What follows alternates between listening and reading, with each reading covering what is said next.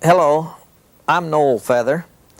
First off, I'd like to welcome you into my home and thank you for giving me the opportunity to show you some of my trophies.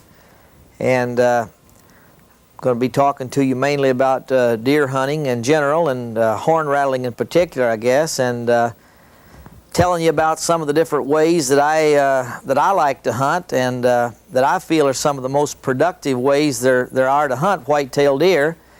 And then later on we'll be moving out into the woods, and I'll be showing you some of the different things of hunting, as far as making a mock scrape, actually using the horns up in a tree, going through an actual rattling sequence just like I would if I was hunting. And I'll be showing you how I use the lure and how I place the lure around the stand when I'm horn rattling, and some of these different things. I've been horn rattling for probably close to 20 years, and I got interested in it from the Burnham brothers down in Marble Falls, Texas, were the first people that I ever heard of doing any horn rattling. And I'm sure that probably the Texans are not the first people that ever horn rattle, but they're the one that gets credit for it. And they do a lot of horn rattling down there, and it's a little bit different type of hunting down there, I'm sure, than what we hunt around home here, or in any real thick terrain. As far as I like to rattle from a tree. Down in that part of the country, it would probably be hard to even find a tree in a lot of places big enough to get up into to horn rattle. But it still works the same, and any place that you have white-tailed deer, horn rattling will work. They have the same instincts, the same characteristics, and horn rattling will work one place just the same as it does another. But I'm sure that a lot of people believe that horn rattling only works in Texas, because this is some of the things I heard when I first got into it, as I'm sure a lot of you people have. But horn rattling will work any place. It's one of the better ways, I feel, to take a trophy whitetail. And the only time that horn rattling works is during the rut. That's the one thing that you've got to remember, that horn rattling only works during the rut. And one of the big things, I think, with horn rattling is to getting into an area without the deer knowing you're there. I think that's half the battle. If you can get into the woods without the deer either seeing you, smelling you, or hearing you come in, I think that's a lot of the problem. I probably only rattle in one buck maybe every 1 out of 10 times that I try it. However, if I'm in a tree for a couple hours before you know, I'm sure the deer doesn't, what I'm trying to say, if a deer doesn't see me or smell me or hear me coming in, and I know the deer doesn't know I'm there, and when I spot a buck like that, I could probably rattle a buck in 75% of the time. I could bring him to me if I was sure that he didn't know I was there. And yet I only bring in probably 1 out of every 10 times, so that tells me that I'm not always doing everything right as far as getting into the woods. Man, this is a nice looking spot right here.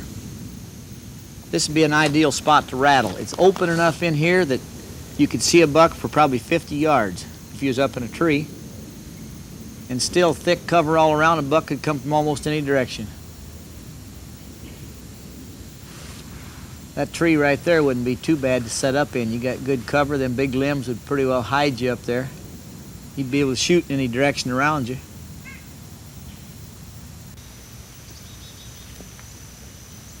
That little oak right there would be pretty good too. It's got a lot of good background. In fact, I believe I like that better than anything we've seen. Got to get up about 12 feet just to be about the right height. You'd still have good background behind you, and you'd have plenty of room to shoot. You'd still be able to shoot a good 25 yards about every direction, except strictly behind you. You might get a 10, 15-yard shot behind you. It's pretty hard to find the perfect tree where you can shoot every direction.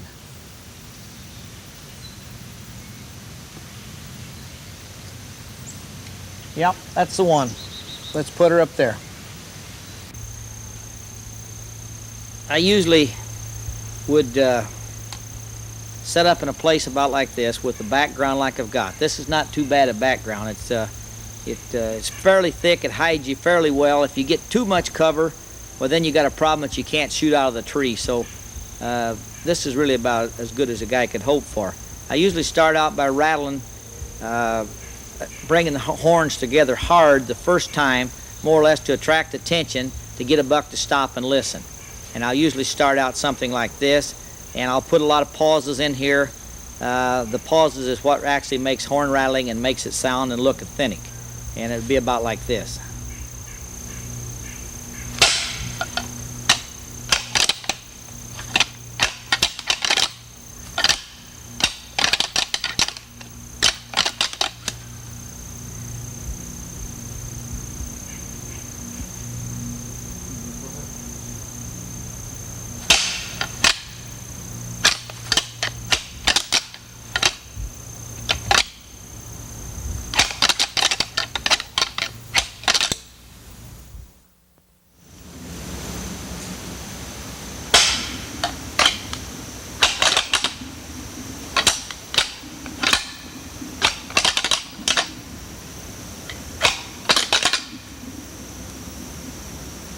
Sometimes bucks will get their horns locked together, and they'll make a sound that sounds like a scraping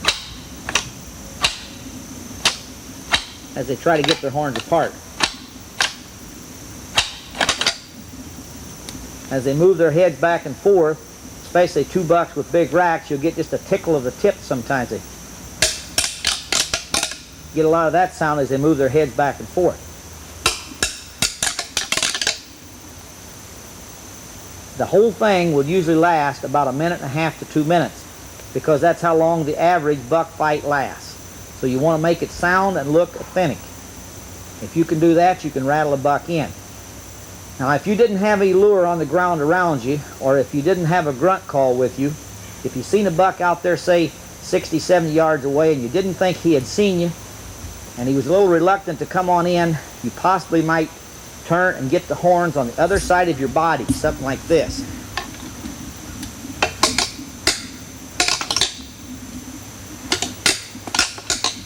Where you're not making a lot of movement or just scrape them.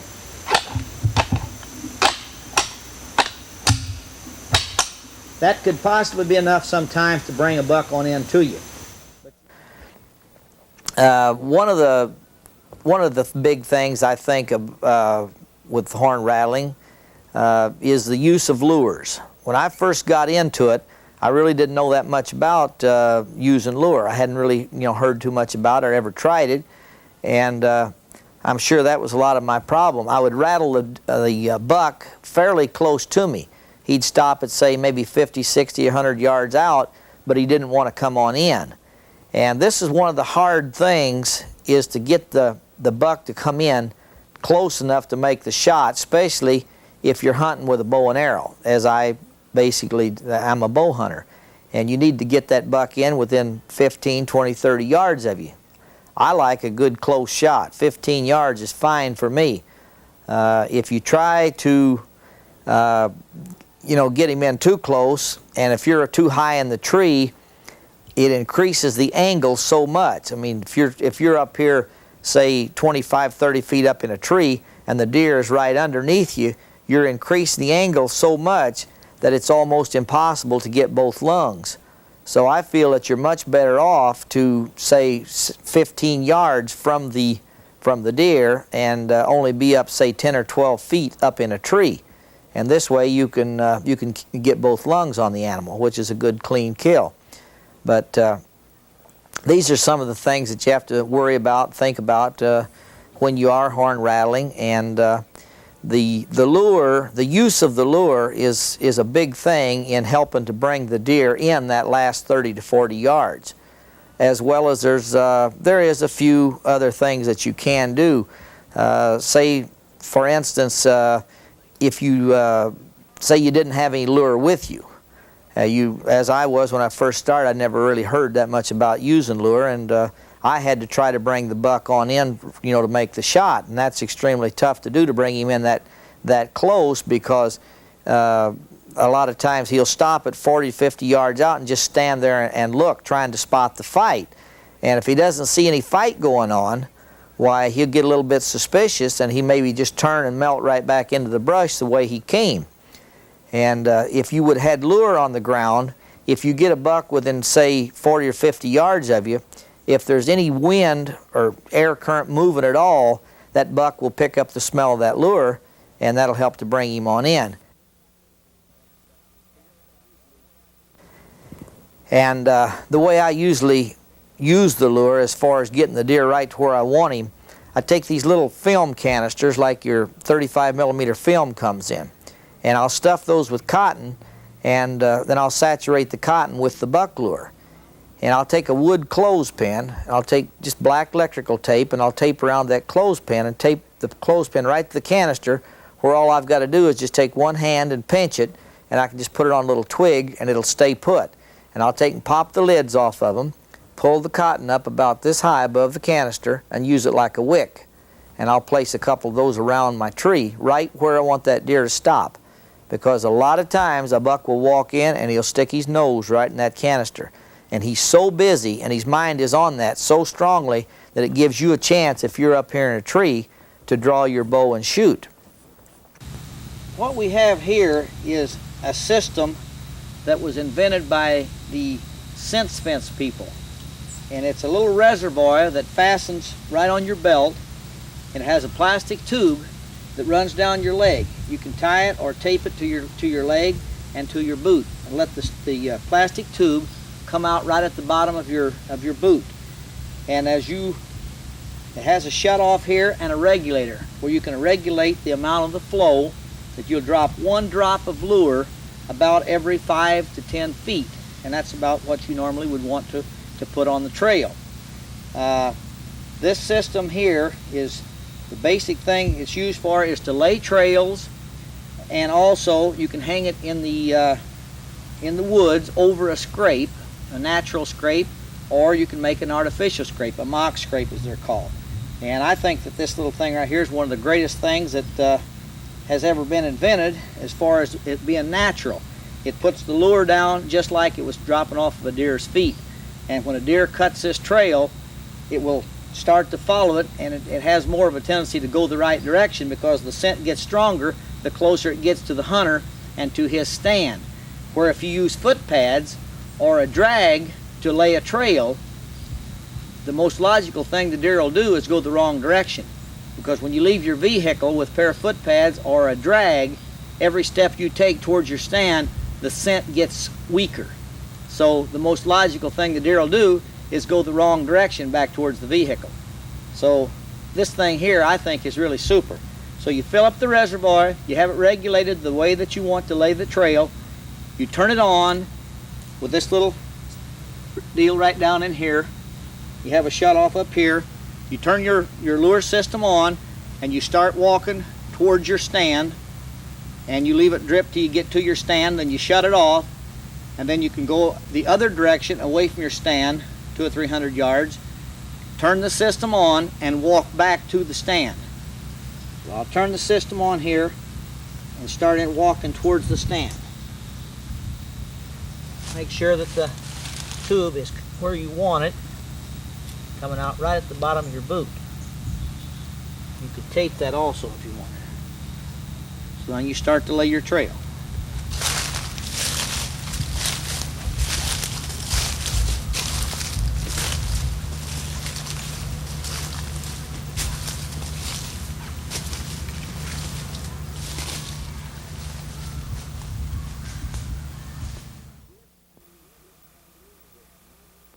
If you didn't have lure with you, Another thing that you can do that is real effective is to give the grunt call. Now when I say the grunt call, I'm talking about the sound a buck makes a lot of times when he's trailing a doe. And he'll have his head right to the ground. It's almost like a dog. And he's really tracking that doe, and he makes a sound that sounds almost like a pig. It sounds like it's coming right out of his gut. It's a real guttural type sound, and it's not, he doesn't give it real often. It may be like 15, 20 seconds apart.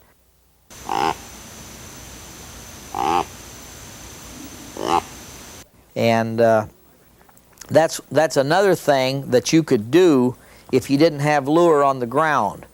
I think it would really add a lot to it. It's just another little coaxer to try to coax this buck in. The lure is the same thing. There's times that you wouldn't even have to use lure or a grunt or anything. A buck, if he's in the right frame of mind, he'll hear those horns and he'll come right to them. Just come in on a dead run. But there's other times that he'll stop, as I said earlier, 40 or 50 yards out, and he's not quite convinced. He's a little skeptical. He doesn't see the fight going on, so he may spook and just go right back the way he come. Where if you would have had, you know, the lure, and he picked up that smell, that's the smell he's looking for. And if he gets a whiff of that, it should bring him right to your stand. And the grunt also would be another little coaxer that would add to it, just to tell him that the real thing is there.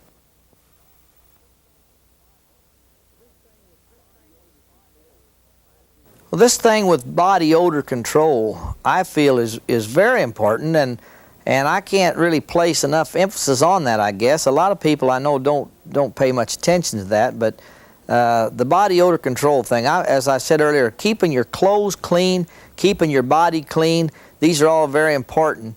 Also, don't be using a bunch of perfumey aftershaves and soaps and things like this before you go into deer woods. These things can only hurt you. If you wash your clothes in, say, baking soda is something that's very good. It has no scent to it at all. There is different soaps and things on the market that you can buy to wash your clothes in. Some of them smell like acorn or pine, honeysuckle, different things like this. These are good, but you want to be very sure and always aware when you buy something like that you're buying something that's common in your part of the country. If you live in the far north, there's whitetails, sure, but there's all, say you bought honeysuckle. You're not going to find any honeysuckle up in the north country. So evidently you wouldn't want to buy a soap that was scented like honeysuckle.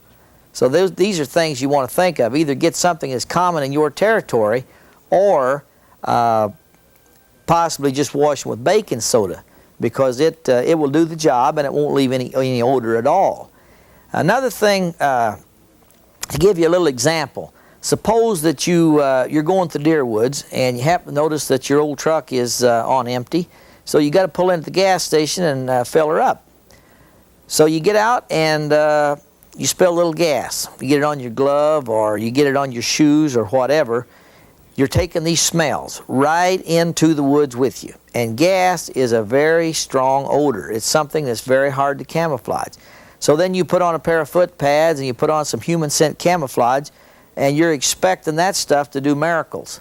You want it to hide the smell of gas as well as everything else. Maybe you don't spill it on you. Suppose you're just walking across the parking lot to go pay your ticket, and you step in some gas where somebody else spilled it, but you still got it on your shoes if you're wearing your boots or whatever to the woods. This is another reason why I think it's very important not to even wear the boots that you're going to wear in the field. You're better off not to put those on until you get to the field. Keep them stored in the vehicle right along with your clothes, and when you get there, put on your clothes, your boots, everything, and you're all set. Put your foot pads on, put on the human scent camo, and I think it's another one of these little pluses that I was talking about earlier. It's not something that maybe everybody's going to do, but I think it's something that definitely adds a lot to your success. Another thing is handling lure. Anytime I'm handling lure, putting it around the tree or whatever, I use a pair of rubber gloves. And a lot of people maybe think that is foolish too. But the rubber gloves just keeps that much more scent off of whatever you're handling that you don't want your scent on.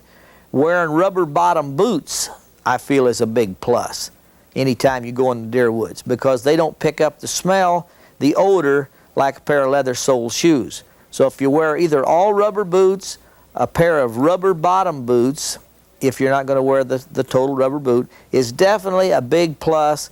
And then when you use the foot pads with some type of a human scent camouflage, then you're going about it in the right way. I don't feel that there's probably anything on the market where it's my product or somebody else's that will hide human odor 100% all the time. I just don't think there is.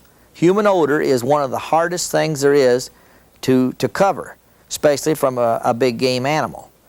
And any big game animal will not tolerate human odor, just put it as simply as that.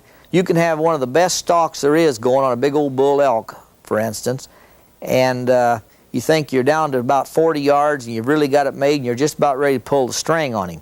You let that wind shift a little bit and you feel that old cool breeze on the back of your old sweaty neck, and usually that head flies up and it's all over with. That old boy is gone. So any big game animal will not tolerate human odor. And this is something that I think if you keep this in mind, that you know, and really pay attention to it and keep those clothes away from the house, from the cooking smells, the gasoline at the gas station, all these things. Store them in a duffel bag or a plastic bag. Keep them in your vehicle. Don't put them on till you get to the woods. Now, where I hunt, it's usually cold. It's pretty cold country around here in the late season. We're talking 0 weather sometimes, or colder. So I dress pretty heavy. I wear insulated coveralls a lot. Anytime I'm hunting at that time of year, I'll usually wear coveralls or a lot of heavy clothes. I think if you would wait till you get to the stand to put that heavy stuff on, I think that's a big help.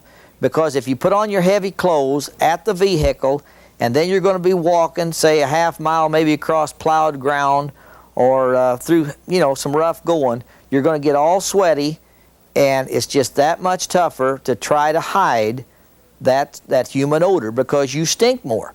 And you're asking your human scent camo to do a heck of a lot bigger job for you.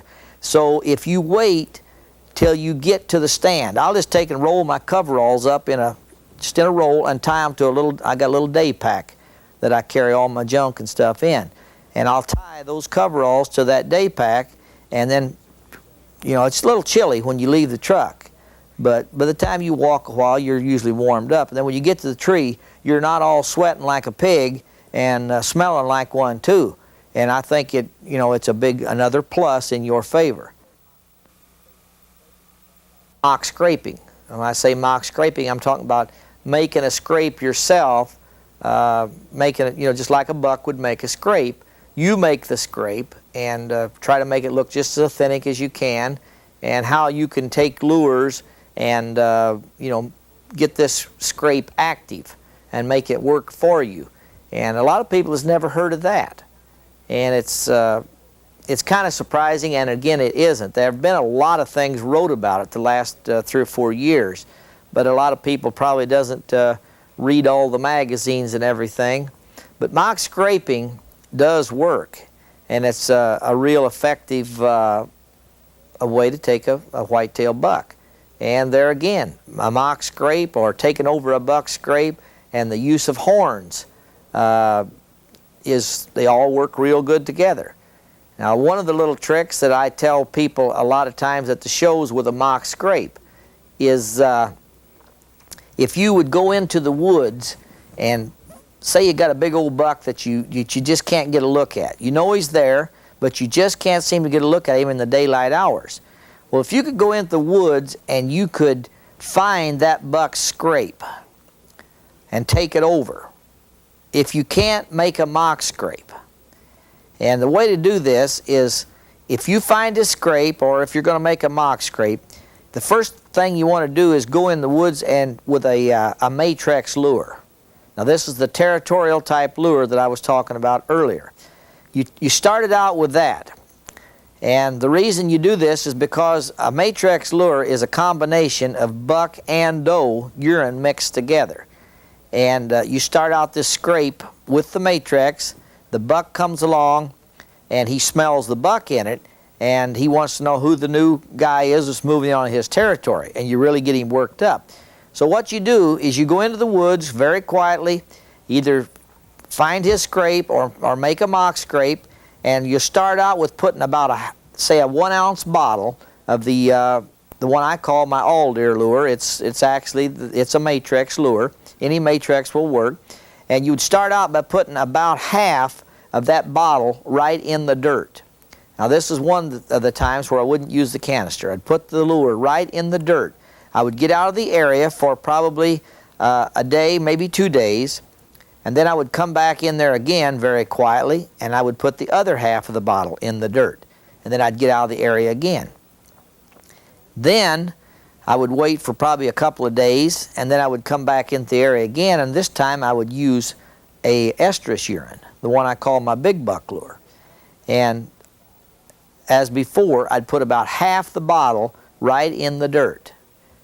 And then I'd get out of the area very quietly again and wait another day, and then I'd come back and I'd put the other half the bottle right in the dirt. Well, what you're doing there, you're really playing with his mind there. See, you've got the old boy worked up. You start out with the Matrex. He smells the buck in it. He thinks another guy is moving in on his territory, and he gets all flared up and he really starts checking. Well, then when you come back and you put the estrus urine in there, he just knows that that doe has visited that scrape. She's hot doe, and she's going to be waiting right around that scrape, waiting for him to come back. So now you've really got him worked up. So you got him going 2 ways. So what I would do then is get about 20 yards from that scrape up in a tree with a pair of deer horns, and I'd play that old boy a tune on them horns. And man, you've really got him going then. You've got him going 3 different ways. He thinks that the doe has been there. She's hanging around the scrape, and then he feels like he hears these horns, and he thinks that 2 bucks is fighting over that doe, and she's there. And so he comes charging in to kick a little tail and steal that doe. And that's really what horn rattling is all about. A buck doesn't come to the horns because he likes to fight. He comes to those horns to try to steal a doe away.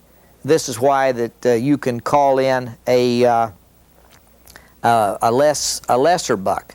Sometimes you'll bring in a buck that's not the dominant buck in the area at all, and even though he knows probably that he can't come in there and say whip these big boys that's fighting, but he'll come sneaking in to try to steal that doe away while they're fighting.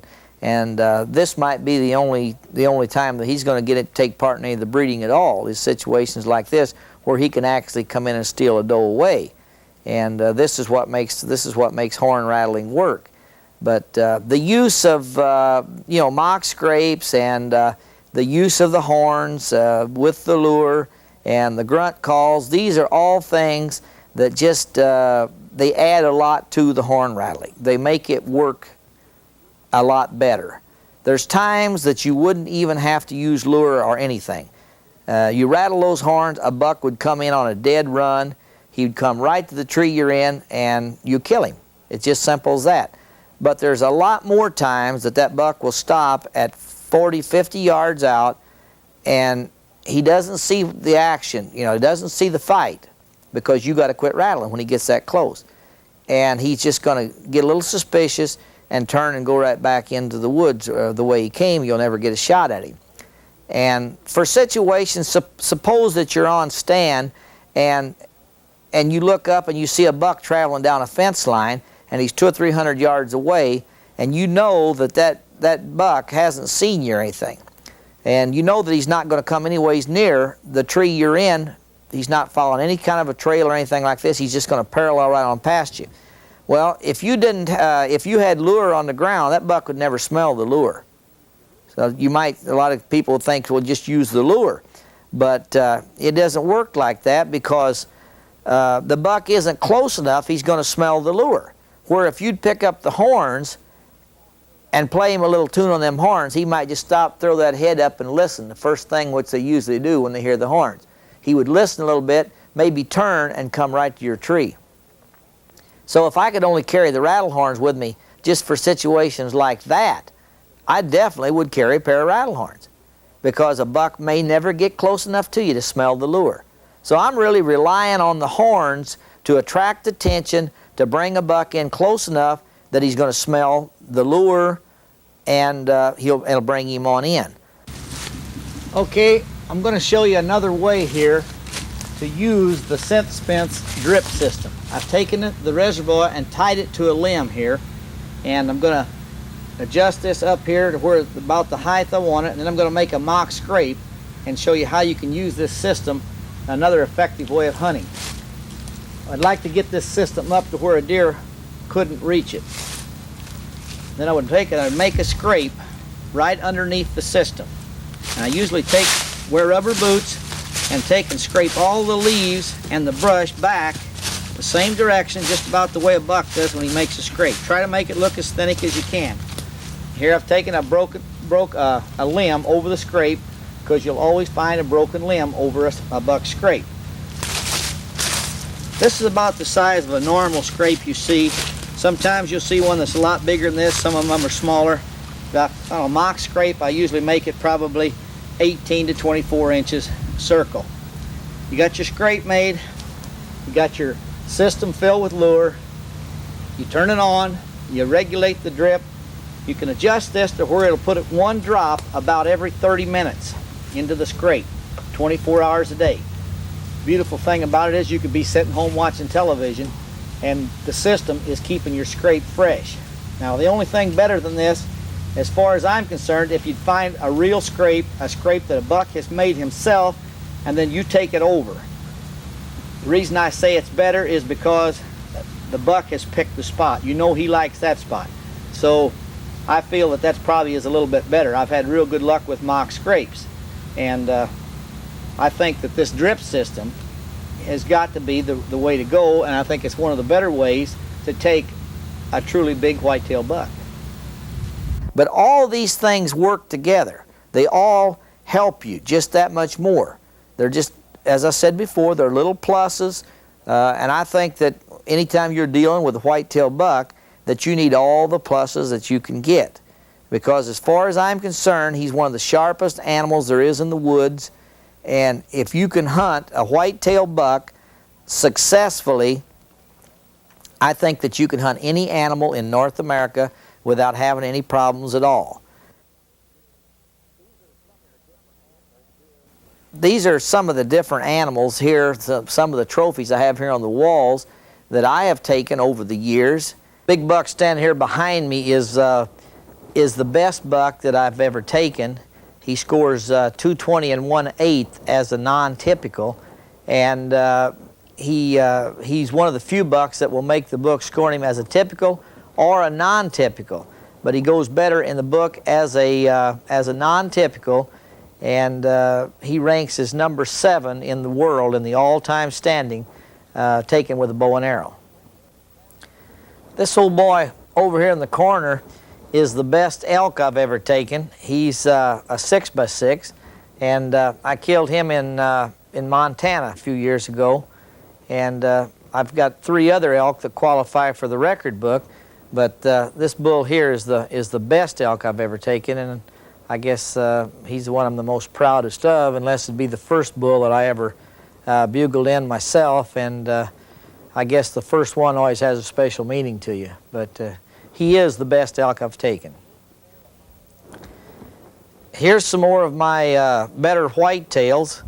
This buck you're looking at right now is one of the first good bucks that I ever took. He's not a Boone and Crockett buck, but he's a Pope and Young buck, and as I said, he's one of the first big ones I took, and he'll always be a trophy to me, I guess. And this here is an antelope that I killed a few years ago in South Dakota, and it's one of the best antelope I've ever taken. He scores 170, or not 173, but 73.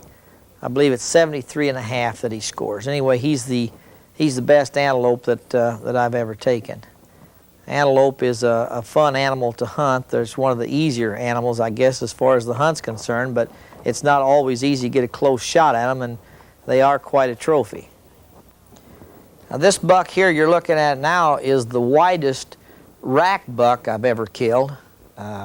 He's another one of my Boone and Crockett bucks, and he's one of the deer that I haul around to the shows that I do all over the country, and he gets a lot of attention. A lot of people likes this particular buck almost better than they do old Big Boy here behind me, the big non-typical, because of his wide spread. This buck is almost 25 inches inside, and he scores 176 and 5/8 as a typical, and he is the one that I took with a shotgun. Here we have a fox. It's not really a big trophy or anything, but it's something that's really different. Makes quite a conversation piece. This fox has got two tails, and each tail is shaped and formed perfect, and it comes out of his body just like one tail, and then it forks, and it's formed two perfect tails.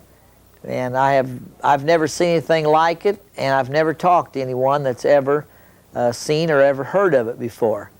And as I said, it makes quite a conversation piece. Just have something like that around, I guess. This buck here is another one of my Boone and Crockett bucks. He is about as perfect a buck as you'll ever see, and he scores 172 and a half as a typical. And he has exceptionally long brow tines. If you'll notice, his brow tines are really outstanding. And as I said, he's about as perfect as you can get. He has very little subtraction. And he's probably one of my favorite bucks I've ever taken. This old boy here has got to be my biggest trophy, that's for sure. It's a big old bull moose that I killed up in Alaska a few years ago. In fact, it was the first trip I made to Alaska, and he's quite a trophy. He likes 2 inches, being exactly 6 feet from tip to tip, and he scored 202 and 6/8. And at the time I killed him, he was in the top 10 in the record book. He's dropped some, I'm sure, since then, but he's one trophy I'll always remember, and I killed him with one arrow, and I got the kill on film. I had my guide had a camera, and we got it on 8mm film, so I'm pretty proud of him.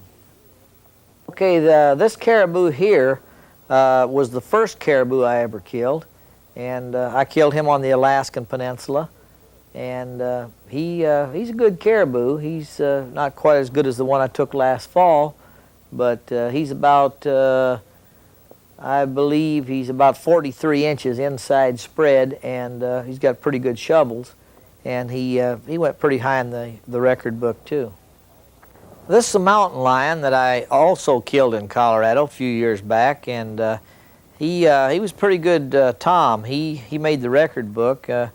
He scored about 14, which is pretty good, and he probably gave me one of the toughest hunts I was ever on. It took me about 10 days to get him, and it was some pretty rough hunting, and I guess I'll probably always remember that hunt too. Mountain lion hunt can sometimes be a pretty easy hunt, but it just didn't work out that way with me taking one. This was the third hunt I was on when I finally killed him too. This here's a bobcat that I killed a few years back on a mountain lion hunt in Colorado, and got him with the use of dogs. Is about the only way to take one, either dogs or predator call, and as the same with the mountain lion. Most of them are killed with hounds, chasing them with hounds, and that's how I got this bobcat. But they're a neat little animal. They're super fast, and usually when you tree one, he's going to go just about as high as he can go. In the top one of those big old ponderosa pines, he don't make a very big target, especially when he gets all balled up in snow and pine needles and everything else. But they're quite a neat little trophy, and I'm kind of proud of him too. This caribou here is the one I killed last fall up on the Alaskan Peninsula. I was actually up there trying to kill a brown bear, and I had a caribou tag, but wasn't really after caribou that much. But I got the opportunity to kill him, and I took him. He is an outstanding trophy. He's a much heavier beamed animal than the other one, and he's about a 50-inch inside spread. He's got one shovel broke off. If he had both shovels, he would have qualified for Boone and Crockett, even though I got him with the bow and arrow. This elk here is not my best elk. He's the first elk that I ever killed, and I guess one that'll be one of my favorites because of the fact that he was the first, and I was by myself when I got him, and bugled him in and made a nice clean kill on him, and just one of them kind of a situations that you'll always remember, I guess. Your first of each animal probably is one that'll always stand in your mind above all the others. Now here we got the old mountain goat. That's an animal that's always fascinated me, and I've always dreamed about hunting them. I hunted them 2 or 3 times before I was ever lucky enough to take one, and I was lucky enough to get a good one when I finally did get one. This Billy's got about 10-inch horns, and he scores pretty good. In fact, he won first place at the last competition. The Pope and Young competition was for the biggest goat killed in the last 2 years in North America, and he got first place, which made me pretty happy about that.